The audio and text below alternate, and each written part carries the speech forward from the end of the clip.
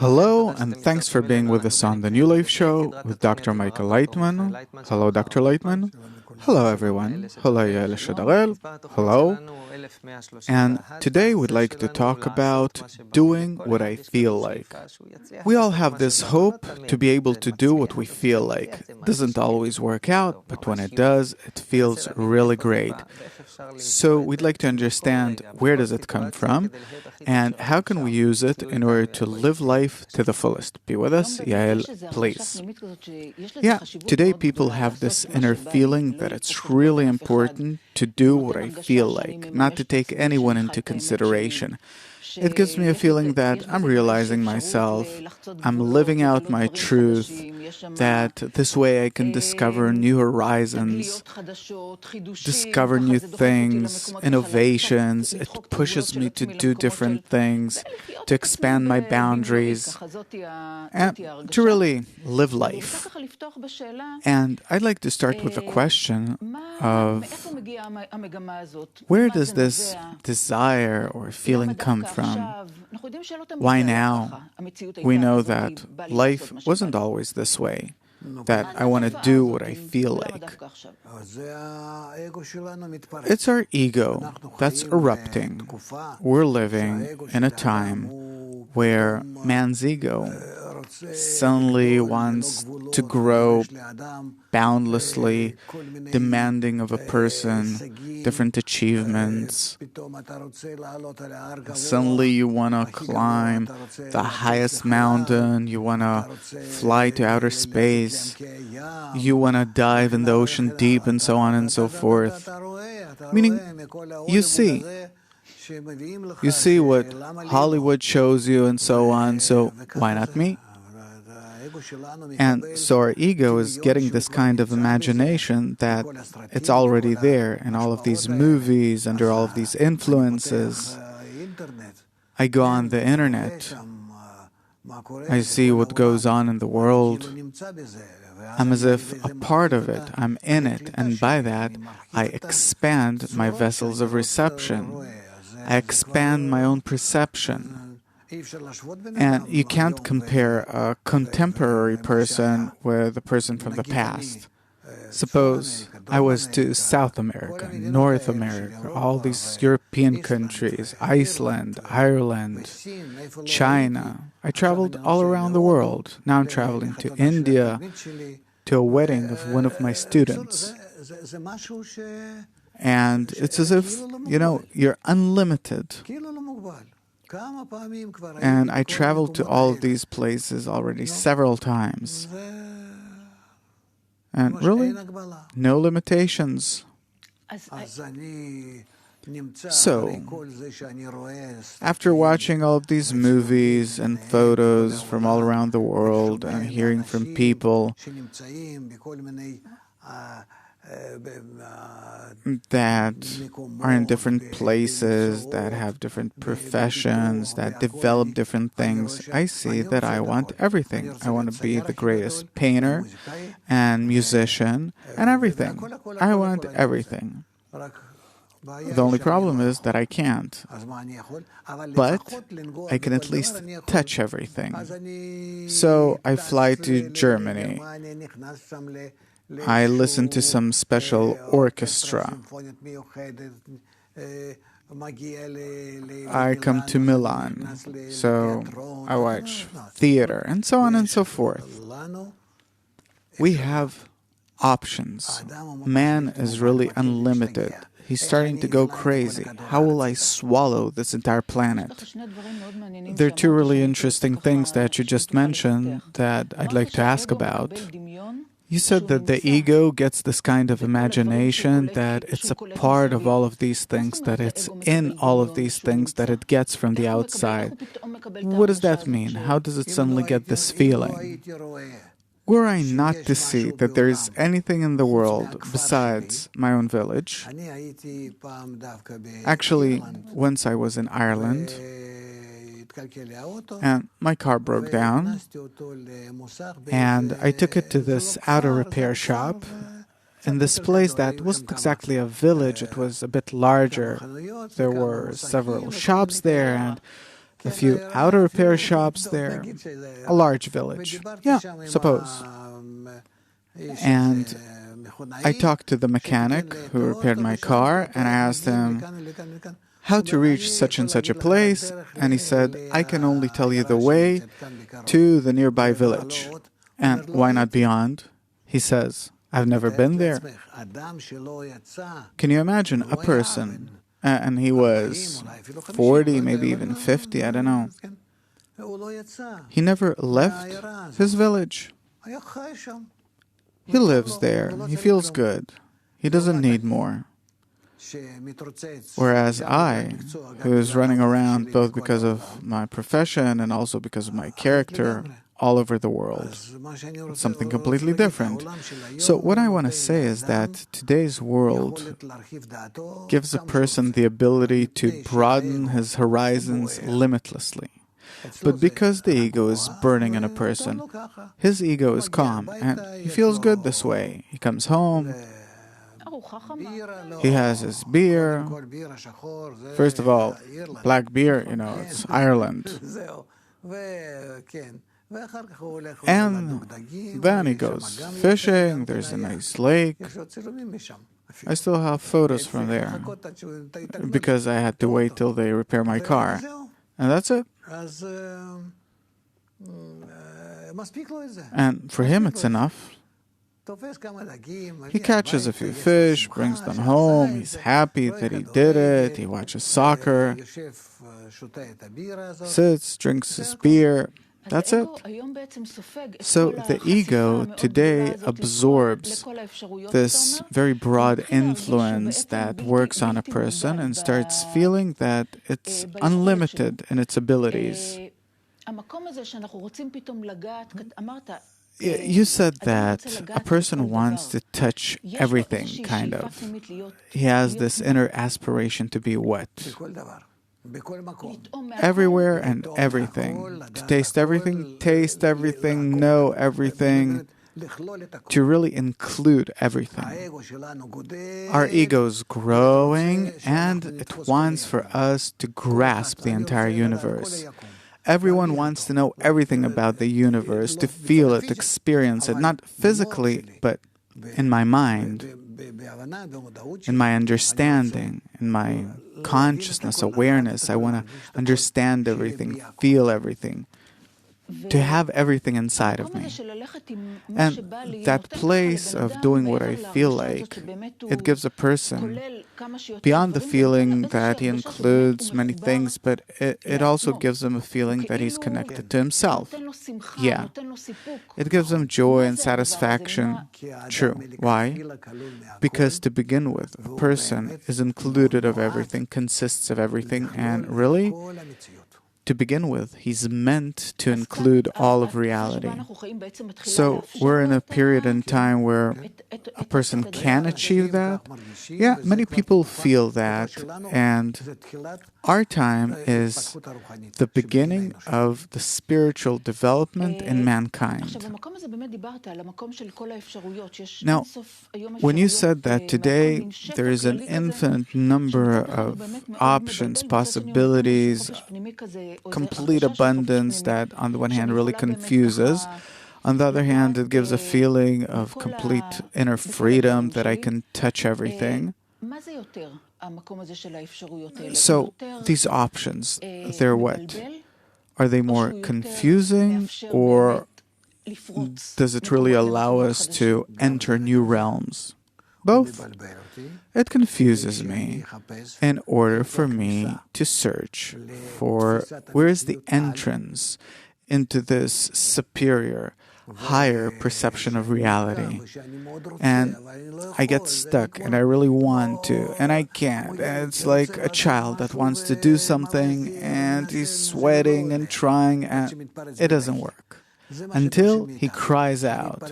And this is what we're demanded to do, to cry out, to see that, the entrance into the upper reality, to understand the meaning of life, life itself, life before life, after life, meaning what happens after death, where did I come from, who am I, what for, all of these things, about the history of all of these things, about how everything's managed and how it works. I want to know all of these things. Why? I have a need for it. Why? I can't say I was born with it, and it only goes and grows. And so what follows is that this life allows me to do it. It does. Please, go ahead, try. And then what do I see? I see that I can't, but in the meantime, the deficiency grows until I reach the wisdom of Kabbalah because I have no choice. Can a person do whatever he feels like? What do you mean? Can a person do whatever he feels like? What do you mean, whatever he feels like? Everything. We can't. Physically, I can't jump off the roof. What do you mean, whatever I feel like? No, a person wouldn't want to do that because it's harmful. But theoretically, can a person do whatever he feels like? To attain. If he has the desire for it, then it means that he can achieve it.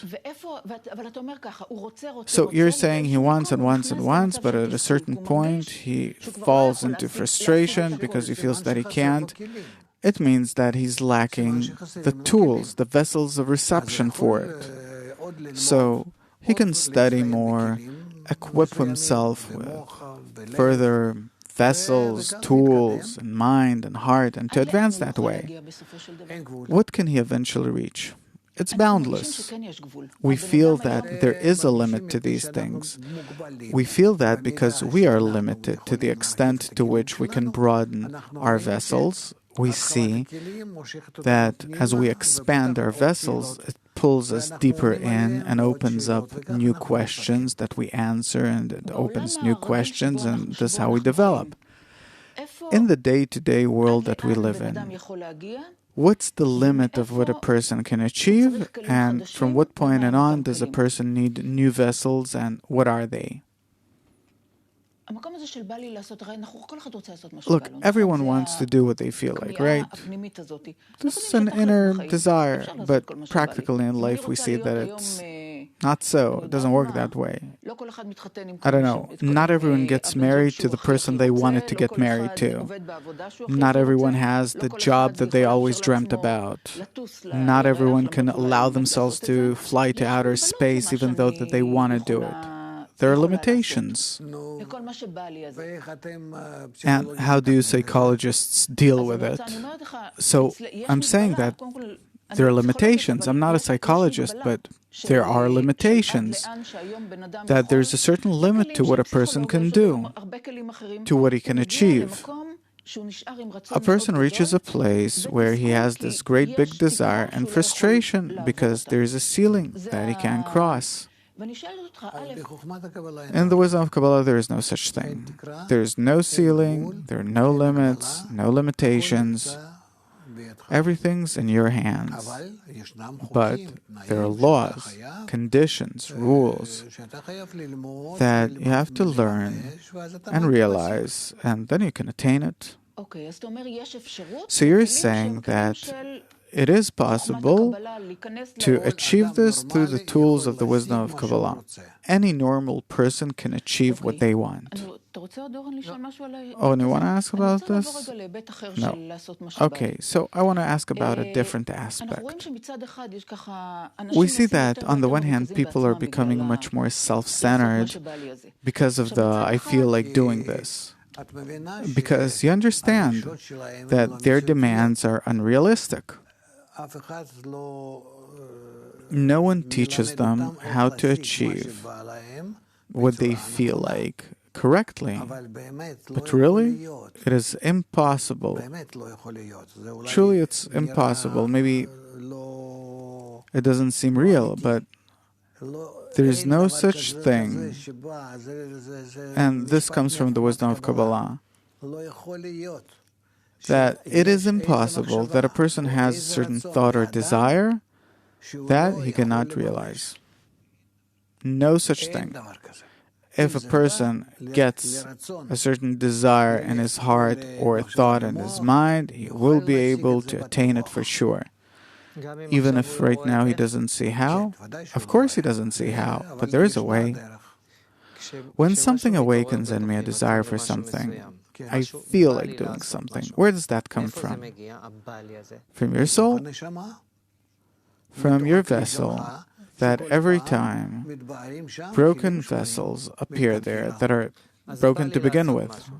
Okay, so let's break down the process. It starts with feeling that I feel like doing something. Previously you said, oh, and look, if you feel like doing something, it's a sign that eventually, maybe you have to learn how to do it, but you'll be able to realize this feeling. Yes. Okay, this gives hope. So now this urge awakens in me. I feel like doing something. What's the next step? If I could immediately realize it, I wouldn't have to ask anything. But many times in life, I feel like doing something, but I can't achieve it. Why? There are many limitations. Maybe I don't have the means to do whatever I want. I want to travel to India. I can't travel to India right now. I have limitations at work, I have projects, maybe I don't have the money, 1,000 different limitations of different kinds, so I feel like it, but I can't realize it. It's frustrating. I can't do what I feel like, as though I'm broken. I feel like doing it, but I can't realize it. Were you to correctly study these desires, these urges, you'd see that it is possible to realize them, to really realize them. Only the question is, how do you reach the correct realization? So it's not that eventually, after you learn and study, that you realize them the same way you want to now. That you take a plane ticket, you go to India, you travel in Bombay, Delhi, I don't know, different places. I was there. It's good. Interesting. There are amazing places there, really. But suppose I can't do it right now. And then you'll be able to understand that if you want to do it to the benefit of others, then you'll be able to realize it for sure. Others meaning who? I don't know who. Everyone besides Oren. But I feel like doing it. It's a personal thing, intimate thing. I feel like doing it. So do it, but only to the benefit of others. To the benefit of whom? For example, because you don't have someone that you want to benefit, therefore you're not given this opportunity. All the actions that are to our own benefit, which are in order to receive, reach a dead end. All actions that are in order to bestow to others are open before you. Please go ahead, whatever you want, but as long as it is for the benefit of others, to the benefit of others. Okay, so suppose now I have a desire to travel someplace. What do I have to find out? What do I have to understand? I feel like it. I do. It won't work this way. First of all, you have to change yourself from what we call in order to receive to in order to bestow. Explain, please. You have to change your nature to position yourself to the benefit of mankind. And then you start thinking, how can I do it?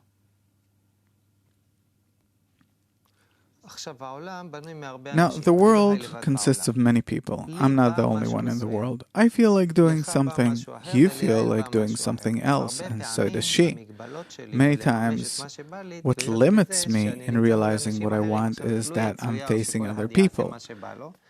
Now, were everyone to do what they feel like, we'd have quite a lot of confrontations. So how can I do what I want, you do what you want, she does what she wants, and still that will... No. The sentence itself, to do what I feel like, is incorrect. It should be what I feel like doing to the benefit of mankind. Because what I feel like, it's my ego that awakens in me to the benefit of mankind. It means that I've already corrected it and I'm working with it in an opposite manner.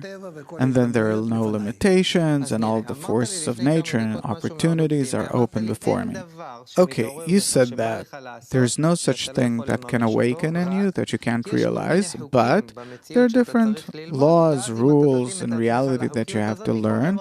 And if you adjust yourself to that, you can realize anything. So how do these two things go together? Because you just said that, no, you can't do everything you want, it's egoistic. But then too, I said that it's in order to bestow. I didn't mention that. You said that there are laws in reality that I have to understand, and if I adjust myself to those laws operating in reality, then I can realize everything. Right? So what are these laws that if I realize them, everything opens up to me? Anything that you want to do to the benefit of mankind, you will be able to do and succeed if it really is to the benefit of mankind. So why do I have these desires that awaken in me that are not to the benefit of mankind, but to my own benefit? In order for you to correct yourself. What does to correct myself mean? To acquire this kind of attitude toward mankind. So when something awakens in me and I feel like doing it, it's a kind of invitation to examine my attitude toward mankind, meaning what? Everyone. Everyone. Everything besides yourself, everyone besides yourself. Okay, now, if I discover that it's not to the benefit of anyone else, but only to my own benefit, and still I feel like it, what can I do? I feel like it. I do. So, do what you're used to doing. Why are you asking me then? I can no longer help you. This state that Owen's talking about, are a person's opportunities limited there, where it's to one's own benefit? Yes, of course they are, because it's against the laws of nature. We are in a bubble called nature, and this bubble works according to rules or laws that we call global, integral laws, where all the parts of reality are interconnected by a general law that all of nature is interconnected in all of its parts. And there's something simple that it can work as long as the general system of nature is all the time in balance. And if we take this law into consideration, then we succeed in our personal actions because we're also included in this motion. And if we don't, and we do something that is seemingly to our own personal benefit, then we harm the general system of nature, and in return, we also get a negative response. There are people that they feel like doing something and they do it big time, not necessarily in a positive manner. Sometimes on the way they destroy a lot, right? And there's Owen who wants to, and it doesn't always work out for him. What's the difference between them? You're right, but we see reality in a very partial manner. Open our eyes. That if I see that someone's succeeding in a certain way, a thief, suppose. For example, don't worry, we're all thieves. If we're not doing whatever we're doing to the benefit of society in order to bestow to society, then we're all thieves. And if so, then I simply don't see the final outcome. One way or another, a person will have to pay, because we're in this kind of bubble that's nature. which is a closed system, and all of its laws are absolute laws. And if someone's not exactly working in order to bring this system into greater and greater balance until we bring it to its final balance called the end of correction, then the more imbalance a person brings into the system, eventually he gets a response from it. So, not now, in the next world, in the next life, next incarnation. Not him, but through his relatives or something. But there has to be some kind of compensation because nature is entirely, like we start seeing from ecology now, is entirely round.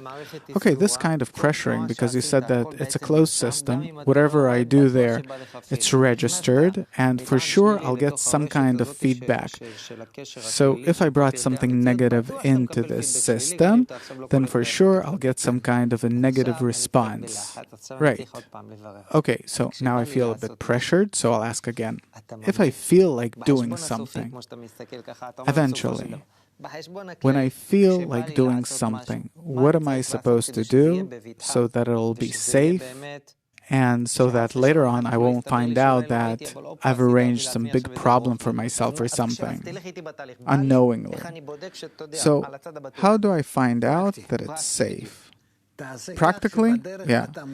Make it so that on the way you are beneficial to other people. The simplest thing to do. This is something that I can do in everything. In everything, you will be able to find things that will be beneficial to other people. But the main thing are your thoughts. What do you mean? That you want to have good thoughts, and then you start seeing that your attitude changes. Should I do this? Shouldn't I do that? Or not do anything at all? And so on. In this kind of attitude where you take the benefit of others into consideration, by that you start changing all of your plans, your approach, your attitude. The entire world seems different when you put on these glasses of to the benefit of others. And then you start understanding all of nature, its program, the upper force that activates everything equally. And from there you start demanding and deciding and doing and something completely new. Dear friends, our time's up. Thank you very much for your time. It was amazing. Thank you, Yael. Thank you for being with us. Till next time.